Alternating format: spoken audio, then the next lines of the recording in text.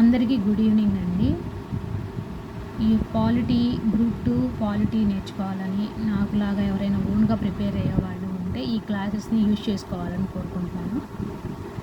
మనం అధికరణలు 4 అధికరణలు ఇంతకుముందు క్లాస్లో చూసాము. అది చూసిన తర్వాత ఈ క్లాస్ చూడాలి. స్వాతంత్రానికి ముందు రాష్ట్రం పునర్వ్యవస్థీకరణ ఎలా జరిగింది అనేది ఇప్పుడు మనం చూద్దాం. రాష్ట్రాల పునర్వ్యవస్థీకరణ భాషా ప్రతిపాదకన జరగాలని ప్రతిపాదనలు ఉండేవి స్వాతంత్రానికి ముందు. 1921లో భారత జాతీయ కాంగ్రెస్ కమిటీలను భాషా ప్రతిపాదకన ఏర్పాటు చేయాలని గాంధీ గారు చెప్పారు. తర్వాత మళ్ళీ 1928లో నెహ్రూ నివేదిక భాషా ప్రయుక్త రాష్ట్రాల ఏర్పాటు సరైన నిర్ణయం అని చెప్పి తెలిపారు. ఇక్కడ 1921లో గాంధీ గారు అదే చెప్పారు, నెహ్రూ గారు అలాగే చెప్పారు, భాషా ప్రతిపాదకన జరగాలి. తర్వాత 1935 భారత ప్రభుత్వ చట్టం ద్వారా పంజాబ్ సింధు రాష్ట్రాలను ఏర్పాటు జరిగింది. స్వాతంత్రం వచ్చిన తరువాత రాష్ట్ర పునర్వ్యవస్థీకరణ ఎలా జరిగింది?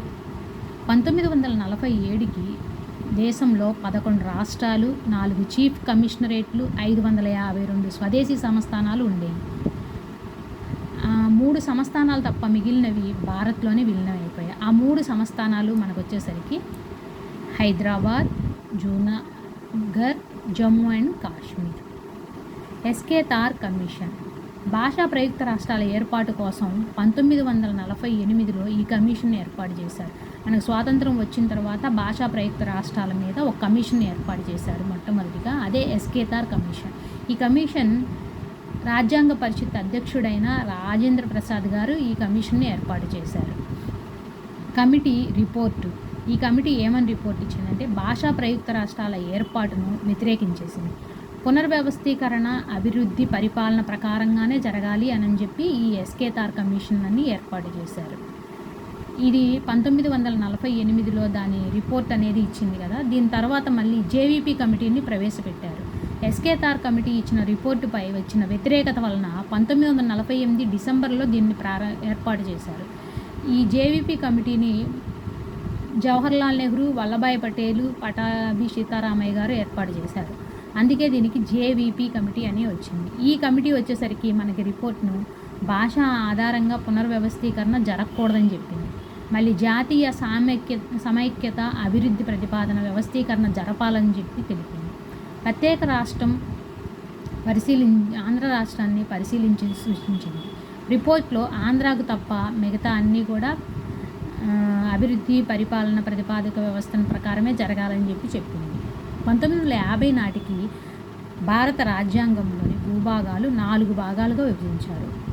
పార్ట్ ఏ బ్రిటిష్ పాలిత ప్రాంతాలు. ఇందులో వచ్చేసరికి 9 ప్రాంతాలు ఉన్నాయి. అస్సాం, బీహార్, బొంబాయి, మధ్యప్రదేశ్, మద్రాస్, ఒడిశా, పంజాబ్ ప్రావిన్స్, పశ్చిమ బెంగాల్. అదేవిధంగా పార్ట్ బి, దీంట్లో కూడా శాసనసభలు లేని స్వదేశీ సంస్థానాలు. ఇవి కూడా 9 ఉన్నాయి. హైదరాబాదు, జమ్మూ అండ్ కాశ్మీర్, మధ్య భారత్, మైసూర్, పటియాలా మరియు తూర్పు పంజాబ్, రాజస్థాన్, సౌరాష్ట్ర, ట్రావెన్స్కోర్, కోచిన్, వింధ్యప్రదేశ్. పార్ట్ సి స్వదేశీ సంస్థానాలు, చీఫ్ కమిషనరేట్ ప్రాంతాలు ఇందులో చేర్చారు. ఇందులో 10 ప్రాంతాలు ఉంటాయి. అవి 1 అజ్మర్, భోపాల్, బిలాస్పూర్, కుచ్ బిహార్, కుర్గ్, ఢిల్లీ, హిమాచల్ ప్రదేశ్, కుచ్, మణిపూర్, త్రిపుర. పార్ట్ డి వచ్చేసరికి అండమాన్ నికోబార్ దీవులు అందులో చేర్చారు. 1900 ఆంధ్ర రాష్ట్రం ఏర్పాటు జరిగిన తర్వాత 1952 ఆగస్టు 15న గొల్లపూడి సీతారామయ్య గారి శాస్త్రి ప్రత్యేక ఆంధ్ర రాష్ట్రం కోసం ఆమరణ నిరాహార దీక్ష అనేది ప్రవేశపెట్టారు. ఆంధ్ర రాష్ట్రానికి ముందు ఆంధ్ర రాష్ట్రం కావాలని మొదటిగా ఆమరణ నిరాహార దీక్ష చేసిన వారు గొల్లపూడి సీతారామశాస్త్రి గారు. ఈయన ఎప్పుడు చేశారు? 1952 ఆగస్టు 15న. ఈ దీక్షను 35వ రోజున ఆచార్య వినోభావే కోరిక మేరకు విరమించుకున్నారు. కానీ 1952 అక్టోబర్ 19న పొట్టి శ్రీరాములు గారు ప్రత్యేక రాష్ట్రం కోసం మద్రాసులోని బొలుసు సాంబమూర్తి గృహంలో ఆమరణ నిరాహార దీక్ష చేసి ప్రారంభించారు. 1952 డిసెంబర్ 15న శ్రీరాములు గారు మరణించారు. దీంతో ఉద్యమం హింసంగా మారిపోయింది. దానివల్ల 1952 డిసెంబర్ 19నే ప్రత్యేక ఆంధ్ర రాష్ట్రం ఏర్పాటు చేస్తున్నట్లుగా నెహ్రూ గారు పార్లమెంట్లో చెప్పేశారు. ప్రత్యేక ఆంధ్ర కోసం కైలాసనాథ్ వాంచ్ కమిటీని నియమించారు. ప్రత్యేక ఆంధ్ర కోసం ఒక కమిటీని నియమించారు అని అడుగుతారు. అదేంటంటే కైలాస్ నాథ్ వాంచ్ కమిటీ. బళ్ళారిని మైసూరులో విలీనం చేశారు. ఎస్ఎన్ మిశ్రా కమిటీ సూచన మేరకు బళ్ళారిని మైసూరులో విలీనం చేసేశారు. 1953 అక్టోబర్ 1న 11 జిల్లాలతో ఆంధ్ర రాష్ట్రం అనేది ఏర్పడింది. తర్వాత వచ్చిన కమిషనే ఫజిల్ అలీ కమిషన్. ఫజిల్ అలీ కమిషన్ అనేది భాషా ప్రయుక్త రాష్ట్రాల ఏర్పాటు కావాలనే సమస్యలు రావడం వల్ల నెహ్రూ ప్రభుత్వం రాష్ట్రాల పునర్వ్యవస్థీకరణ కమిషన్ను నియమించింది. ఈ కమిషన్ను 1953 డిసెంబర్ 28న. కమిషన్ అధ్యక్షుడు వచ్చేసరికి ఫజిల్ అలీ. దీంట్లో సభ్యులు వచ్చేసరికి కేఎం పనికర్, పండిట్ హృదయనాథ్ కుంజ్రావ్. కమిషన్ రిపోర్ట్ను 1955లో కేంద్ర ప్రభుత్వానికి సమర్పించింది. 1958లో ఏర్పాటు చేస్తే 1955లో 2 సంవత్సరాల పాటు పట్టింది. ఈ రిపోర్ట్లోని అంశాలు వచ్చేసరికి రాజ్యాంగంలో 4 భాగాలుగా ఉన్న ప్రాంతాలు, మనకి ఫస్ట్లో స్వాతంత్రం వచ్చిన తర్వాత 4 భాగాలుగా ఏర్పాటు చేశారు కదా, part A, part B, part C, part డిని. ఆ ప్రాంతాలన్నింటినీ రద్దు చేసేసి భాగాలను 2 భాగాలుగా వ్యవస్థీకరణ చేయాలని చెప్పిన కమిషనే ఈ ఫజిల్ అలీ కమిషన్. రాష్ట్రాలు, కేంద్రపాలిత ప్రాంతాలు, ఒకే రాష్ట్రం ఒకే భాష అనే సంప్రదాయాన్ని తిరస్కరించేసింది. దేశ ఐక్యత, భద్రత, పరిపాలనతో పాటు భాషను కూడా ఒక అంశంగా మాత్రమే పరిగణించాలని చెప్పింది. దేశంలో ప్రాంతీయ మండలాలు ఏర్పాటును సూచించారు. 1956లో రాష్ట్ర పునర్వ్యవస్థీకరణ చట్టాన్ని పార్లమెంటు ఆమోదించింది. దీని ప్రకారం 7వ రాజ్యాంగ సవరణ ద్వారా 7వ భాగాన్ని రాజ్యాంగం నుంచి తొలగించారు. 1956లో చట్టం ఆమోదం వలన 14 రాష్ట్రాలు, 6 కేంద్రపాలిత ప్రాంతాలు ఏర్పడ్డాయి. ఈ 14 రాష్ట్రాలు ఏమంటే అస్సాం, బెంగాల్, బీహార్, ఒరిస్సా, ఆంధ్రప్రదేశ్, మద్రాస్, కేరళ, మైసూర్, ముంబై, మధ్యప్రదేశ్, ఉత్తరప్రదేశ్, రాజస్థాన్, పంజాబ్, జమ్మూ అండ్ కాశ్మీర్. కేంద్రపాలిత ప్రాంతాలు ఢిల్లీ, హిమాచల్ ప్రదేశ్, అమోని, మినికాయ్, లక్షద్వీపులు, అండమాన్ నికోబార్ దీవులు, త్రిపుర, మణిపూర్. అయితే మొదటి భాషా ప్రయుక్త రాష్ట్రం అనేసరికి ఆంధ్రప్రదేశ్. ఇది 1956 నవంబర్ 1న ఏర్పడింది. ఎలా ఏర్పడింది? పెద్ద మనుషుల ఒప్పందం ప్రకారం తెలంగాణ, ఆంధ్ర ప్రాంతాలు కలిసి ఆంధ్రప్రదేశ్గా ఏర్పడింది. ఈ ఒప్పందంలో 8 మంది నాయకులు సంతకం చేశారు. తెలంగాణ నాయకులు వచ్చేసరికి బురుగుల రామకృష్ణారావు గారు, కేవి రంగారెడ్డి, జేవి నరసింగరావు, మర్రి చెన్నారెడ్డి. ఆంధ్ర నాయకులు వచ్చేసరికి బెజవాడ గోపాలరెడ్డి, అల్లూరి సత్యనారాయణ, నీలం సంజీవరెడ్డి, సర్దార్ గౌట్ లచ్చన్న. అయితే 1956 తర్వాత ఏర్పడిన నూతన రాష్ట్రాలు, కేంద్రపాలిత ప్రాంతాలు. 1956 నవంబర్ 1న ఆంధ్రప్రదేశ్తో పాటుగా నూతనంగా రాష్ట్రాలు ఏర్పడ్డాయి. అవి వచ్చేసరికి 4: కర్ణాటక, ఛత్తీస్గఢ్, హర్యానా, మధ్యప్రదేశ్, కేరళ. 5 గుజరాత్. గుజరాత్ వచ్చేసరికి 15వ రాష్ట్రం. 1960లో ముంబై నుండి గుజరాత్ భాష మాట్లాడే వారిని ప్రత్యేక రాష్ట్రంగా ఏర్పడింది. మరాఠీ భాష మాట్లాడే ఉన్న ప్రాంతాన్ని మహారాష్ట్రగా పేరు మార్చారు. దాద్రా మరియు నాగర్ హవేలీ పోర్చుగీస్ పాలనలో ఉన్న ఈ ప్రాంతాలు 10వ రాజ్యాంగ సవరణ ద్వారా 1961లో కేంద్రపాలిత ప్రాంతంగా మార్చబడ్డాయి. గోవా, డయ్యూ అండ్ డామన్ 1961లో పోలీస్ చర్య ద్వారా పోర్చుగీస్ నుండి భారత్ పొందింది.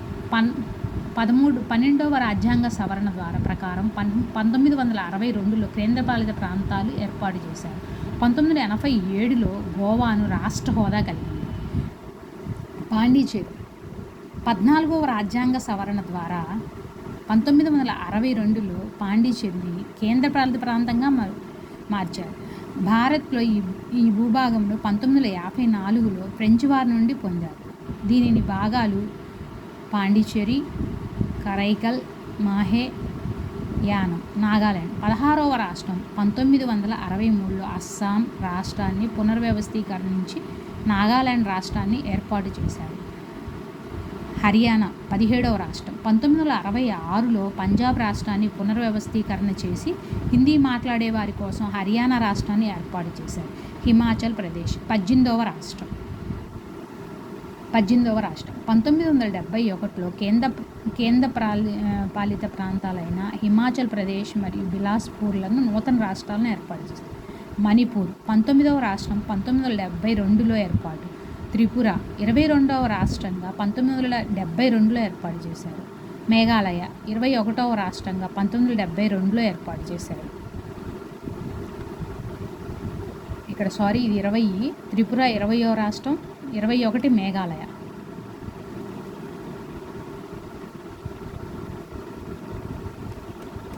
కేంద్ర 1956 తరువాత ఏర్పడిన నూతన రాష్ట్రాలు కేంద్రపాలిత ప్రాంతాలు. సిక్కిం ఈ ప్రాంతాన్ని చోగ్యాలేన్ పాలకుల చేతిలో నుండి ఉండేది. 1974లో సిక్కింను మహారాష్ట్ర సహరాష్ట్ర హోదాను ఇచ్చారు.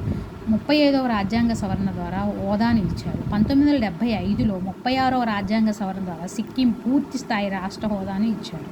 మిజోరం 23వ రాష్ట్రం. ఇది 1972లో కేంద్రపాలిత ప్రాంతంగా ఏర్పాటు చేశారు. 1987లో 53వ రాజ్యాంగ సవరణ ద్వారా మిజోరంను ఏర్పాటు చేశారు. అరుణాచల్ ప్రదేశ్ 24వ రాష్ట్రం. 1972లో కేంద్రపాలిత ప్రాంతంగా ఉండేది. 87లో 55వ రాజ్యాంగ సవరణ ద్వారా గోవా రాష్ట్ర హోదాను ఇచ్చారు. రాష్ట్ర హోదాను ఇచ్చారు.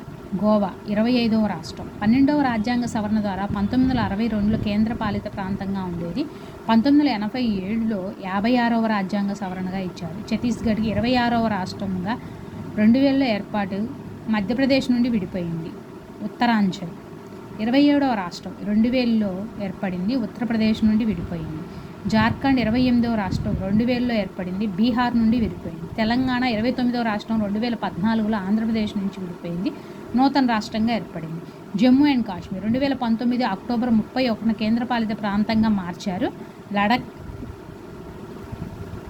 జమ్మూ అండ్ కాశ్మీర్ నుంచి విడదీయబడి 2019లో అక్టోబర్ 31 నుండి కేంద్రపాలిత ప్రాంతంగా మార్చబడింది.